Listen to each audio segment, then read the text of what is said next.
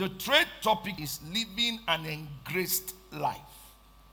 Let's take note that life was given by God. Though we try to live it by ourselves, but it was given programmedly by God. Life can only respond to what is superior because it is the superior that controls. Hebrews 7 from verse 7. Life can only respond to what is superior because it is only the superior that controls. And one of the basic calamities of man is that man hates control. Don't talk to me like that. For what? And that's the more reason why when the bigger comes to you, they also oppress you. When you see the little, you also oppress them. But life was meant to be supervised. Supervision simply means superiority. And for you to be supervised, you must on your own recognize what is superior. And you must do that recognition willfully. Willfully. You give yourself to willful recognition. Willfully. In Proverbs 16:25, he said, there is a way that seemeth right unto man, but the end thereof. So that means I have a way. I want to behave a kind. But the Bible tells you that path has no direction. That path has no future. I want to think a kind, talk a kind, live a kind. But as long as God is involved, I must not live that life. A life where I go out of control. A life where I take decisions on my own. A life where I boast of my success. There's no one like me. Nobody is bigger than me. And that's the life that leads us to all the crises we face today. Because the less is blessed by the better. What is an engraced life? It means a life raised by God. A life that God raised all by himself. A life where you don't credit it to yourself. A life that God is the only one that raised you. You can't boldly tell somebody without you know God is the reason for your rising. Ephesians chapter 2 from verse 4 to 7. It says, but God who is rich in mercy, for his great love wherewith he loved us, even when we were dead in sin, had quickened us together with Christ. By grace ye are saved, not saved by works. We are saved by the grace of God, not saved by intellectual professionality. And that's why anytime you hear people say, do you know who I know? Who do you really know? Dead men know nobody. Every living man without God is a dead man. Every living man without God is a dead man. Because dead men know nobody. Ephesians 4 from verse 7. But unto every one of us is given grace according to the measure of the gift of God. So whatever I have, whatever you are, is by the grace of God. You see, when you settle this, you are out of every human crisis. There is nothing like I am. There's only one I am. The day you take that place of I am in life, you are dead. Let's be conscious of who makes men and who makes life. So you don't struggle and say it's the devil attacking you. Sometimes it is God contending with your stupidity. James 4, 6 to 7. You rise to the place of the I am, and then you start having challenges of life. He giveth more grace to who? To who? To who? He giveth more grace. Wherefore he said, God is this a man He didn't say an institute. He didn't say government. He said God himself will come and resist you by himself. Not institute, not systems of government. God resists the proud, but giveth grace unto the humble. Humble. Humble. Humble. You see, when you feel big, you look little. Write it down. When you look big in your sight, you look little before God. The grace of God is the most powerful force in the universe, and it is available to us all. The grace of God. When you look big, you look little. Go to verse 7 of that scripture. Okay, look at it. The TDJ says, the grace of God is the oil that lubricates and machinery of life and making it possible for us to move forward with ease and efficiency. When you take yourself away from self-pleasure, self-appreciation, self-accomplishment, self-intelligence, and now this is happening to me by the grace of God. And that's why you won't bother where to sit. I've always said those who feel offended were raised by themselves. Any man you always see get angry, anytime, always offended, helped himself. If God helped you, you'll be smiling. You know, I'm beginning to resent a lot of things about nature. You don't have anything, and you are proud. One small triplex building, a house, block raised up, you are proud. What are you proud for? People have billions of dollars in their account overseas, in Swiss accounts.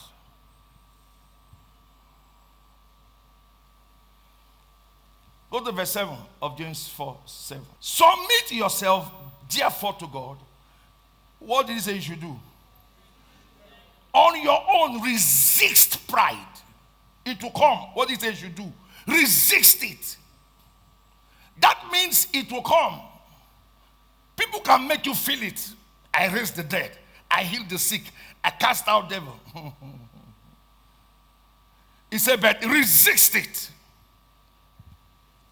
Don't allow it get into your spirit, because you have a better future ahead.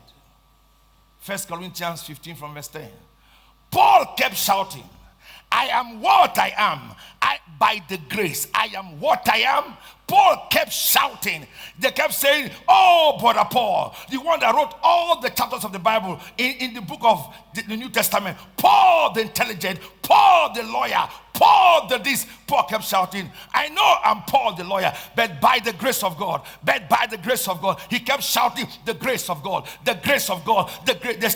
Paul the intelligent, the grace of God. He was referring the people back to the grace of God in his life. He took the attention from himself. Paul the powerful, but I am what I am by the grace of God. I am what I am, but I became governor by the grace. That's why I check clearly. Those who do well are those who understand who raised them. Check any home that is scattering. It is self that is scattering that marriage. Check anybody anywhere who is not doing well. It is self that is killing the person, nothing more.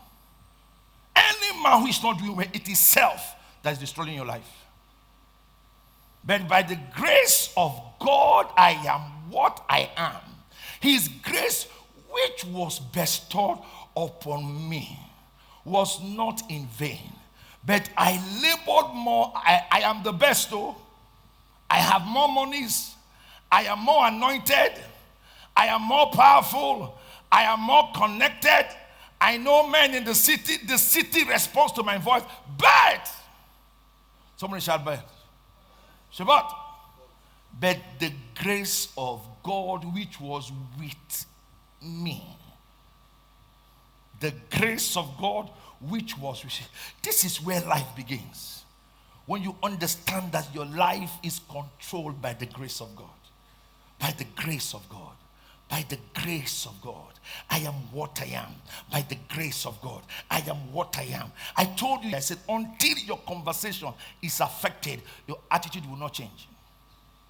It's not a matter of people shouting at you or correcting you. No. No matter what anybody tells you, until you start changing your conversation, your character will not change. And if your character does not change, your responsibilities will not change. And if your responsibility now, please. You see, sometimes some people feel coming to church is the only thing you do. Go there, move. Please watch me. He is my PA. He was once a brother, became an evangelist, became a PA, now resident pastor of the church, now assistant senior pastor of the ministry. Now come. Now the more he stays in grace, he gains not God's trust, my trust. Leave God first. I'm his father. He needs to gain my trust first. Leave God. The more he stays in the grace of God and know that he's not raising himself, he gains my trust. The more he gains my trust, he is open to more responsibilities. It's simple as that. You see, why? There's nothing why about this life. It's very simple. You want to see favors, you leave it. You want to see hatred, you will see it. It's not a problem. Your action is what you will receive. Go back. Ordinary brother became an evangelist, became a PA, resident pastor, then now he's a resident pastor. Now senior pastor of the entire pastors of the ministry. Come. Then now, what do you think will happen to him? If I have a meeting out of the country and I cannot go, do you think I will send somebody to go and represent me who has no value for me? No. It's the man who has value for me. Whether I send this man, whether I send this man, if he insults this man, he will never follow me for the rest of his life. Because this is my representation. This man represents my office. And that's why I don't keep people around who don't have value for my workers. The day you start insulting people who are working with me, you are out of where I am. Because these are my representation. Even when they offend you, you should see me in them. Are you following me clearly? And that is why, as I wish my father Happy New Year, I wish his PA Happy New Month. I am wishing my father's PA Happy New Month. No, it's a fool who thinks it's always right. See, a fool is always right. So this man's glory is not in his prayer point. In the name of Jesus, open doors for me. You are wasting your time. It is living in the grace of God that alleviates his life peacefully. It will reduce your prayer life. Go. Just be nothing and put God before you. I said, I am wishing my father Happy New Month. I'm wishing his PA. I'm wishing Bishop Abiy Happy New Month. I'm wishing his PA, his 3 PAs, Happy New Month. There are gatekeepers in the heart of a king. If you abuse them, you won't have access to that king anymore. No matter how useful you. There are gatekeepers in every kingdom. If you abuse them, you are finished. They will finish you before that king.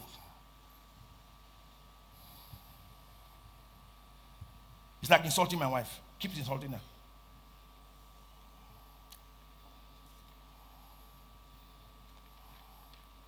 So how do I access grace? You access grace by being born again.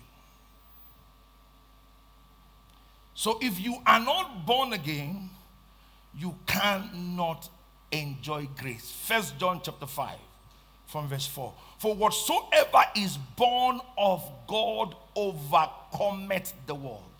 So if you want to enjoy grace, you must be a born again child of God.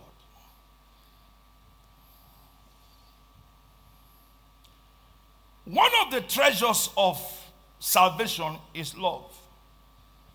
So let's look at love here. Those who are not in grace are not in love. If a man starts operating in love, he will flow in grace. If you see somebody who is bitter, always eager, getting offended, the problem is not the offendees. The problem or the offender. The problem is the heart of the man. He does not have love in his inside.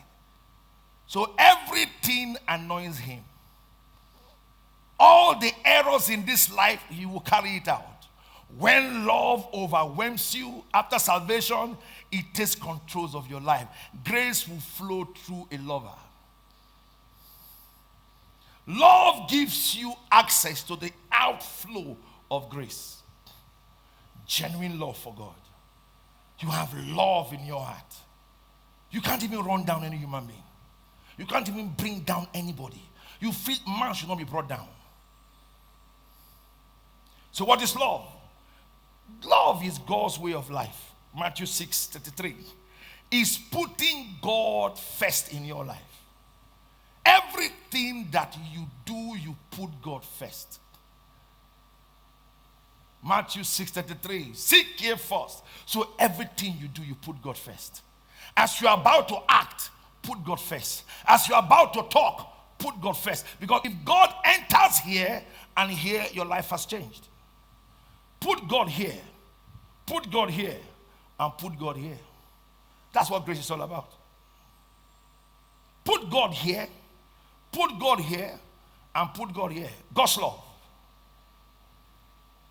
God's life, God's love in everything that concerns you. Everything that you give your offering with love. You serve with love. You correct with love. Everything you do, you are acting in love. I told a pastor the other day, say, don't live in bitterness. It is better to be offended than to be bitter, because bitterness takes away your peace. Too many people are living in bitterness. I have been offended so bad that I am scared of sitting with people.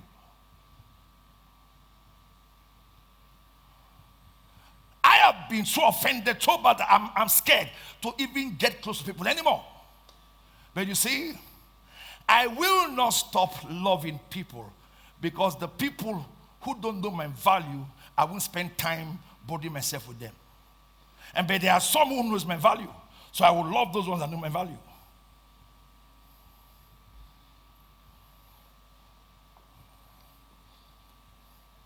God first. If you want to see grace, put love in your heart. If you live in bitterness, grace will fly away from you as far as it can be. If a man strive, is a boy. But one of the qualities of a man is conversations. Women can do that rubbish.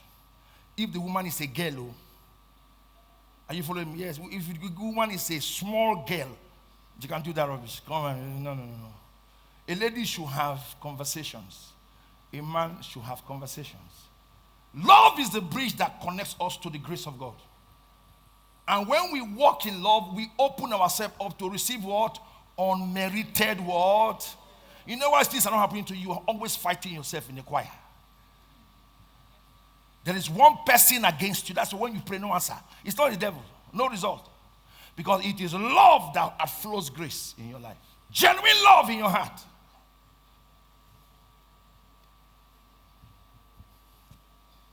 Number 2, what is love? Love commands a godly lifestyle. Matthew 22, 36, 40. It said, Jesus said unto him, thou shalt love the Lord thy God with all your heart, with all your soul, with all your mind. When you have love for God, grace will rest on your life. Grace has nowhere to go to if love is in you. You know, there are things that get you offended. Have you checked why you're really offended? Have you really asked why you are behaving that way? And if you want to live life here, you must love enough to be engraced by God, that no matter what happens to you, nothing will go wrong in your life. Look at me and hear me again. Come. Every man thinks of himself first. So for you to outpace people, you must have God in your life. So you can't be living your life by your own idea.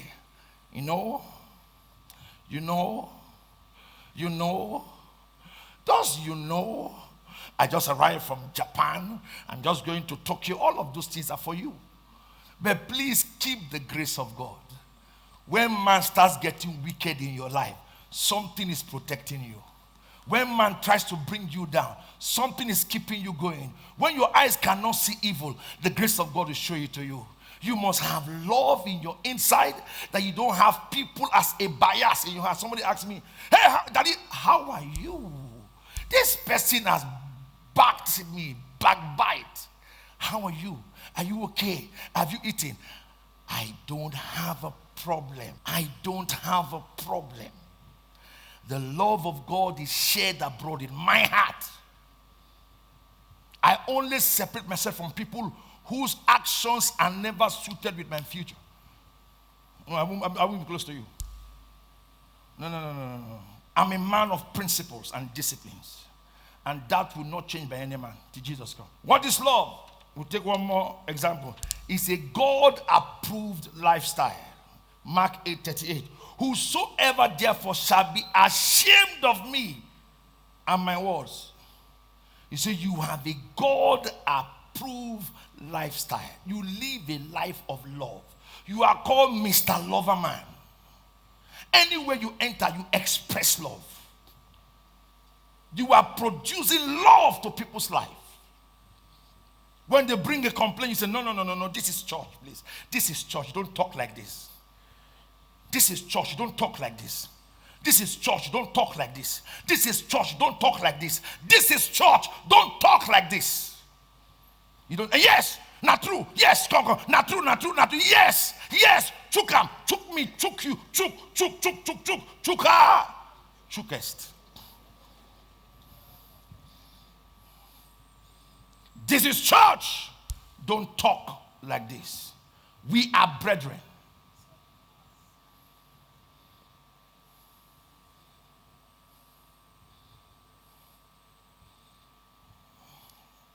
We are brethren.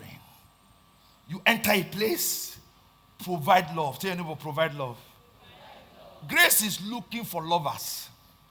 You see, while you're struggling, you don't have love for anybody. Even to yourself, you don't even love yourself. You see yourself in the mirror and say, Chai, why I look like this? You even hate yourself. You are always bitter with yourself. Bitter with people. You are always avoiding people. Every time they are offending you. Every time they are offending you, you feel insulted. Organ or goat. You are always insulted. And we are not in the same class. So you know where I'm coming from? I am in the top-notch society. Thank you. We are in the low class society. Thank you. We that are low, leave us alone now. You are always offended. And this is a child of God, though. This is a believer. You are a Christian who reads the Bible. You see, you are bitter over yourself when another person sees you as a model. You are offended. Always, please look behind you. People are watching you. You are just an embarrassment to salvation. Every time you are fighting. Do you know me? Do you know me? I have grace. So if I give it to you, you will fall down. What's the grace? Enmity, offenses, strife, jealousy, envy, backbiting. That's what you're passing. But if you are born again, the love of God will swell your heart. You come into a place, love has entered. You speak, love is speaking.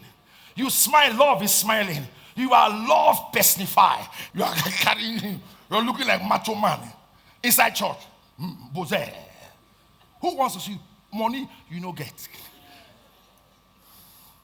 There is nobody you have raised in the church. There is no scholarship scheme in this church that you have raised. In this church, no scholarship scheme. Nobody is being trained by you. Bose. Inside church. No widow is cared for by you. Bose. Shall Bose. I don't come clear. When I arrived at department, tell the leader that I'm coming. If I land, everywhere will shake.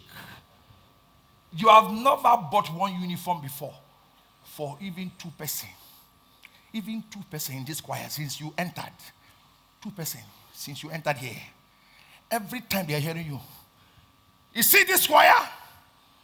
If on a no die, I go die. If on a no go, I go. You have never paid anybody's transport since you entered here. One of the beauty of love is engracement. An engracement provides you the works of Christ. Stand on your feet. You should be ashamed of yourself to sit in church and look like the devil. You are in church and you look like an agent of darkness. Tell me how many people on scholarship here because of the love of God and the grace of God. I just came here and I noticed that 4 persons in the choir don't have good shoes and you bought 10. Nobody spoke to you about it quietly and gave to the people. I love the way this girl sings. Are you in school? Go to school. The pastor is not even aware. You are solving these problems. You came here and said, no, I can't be here and this seat looks like this. I'm changing it here. Quietly, with love in your inside, smiles in your heart. You are solving issues because grace makes you a problem solver. When you have love in your heart, grace accompanies it. Your works will show in church. You will be so loving. Stop talking like this about people here when I'm here, please. I beg you. When I'm in this meeting, don't say things about people. Talk about the growth of this church. I don't want to hear anybody's name in our conversation. Speak about the growth of this church. What can we do to better it? I don't want to hear anything. If self dies, God will come in.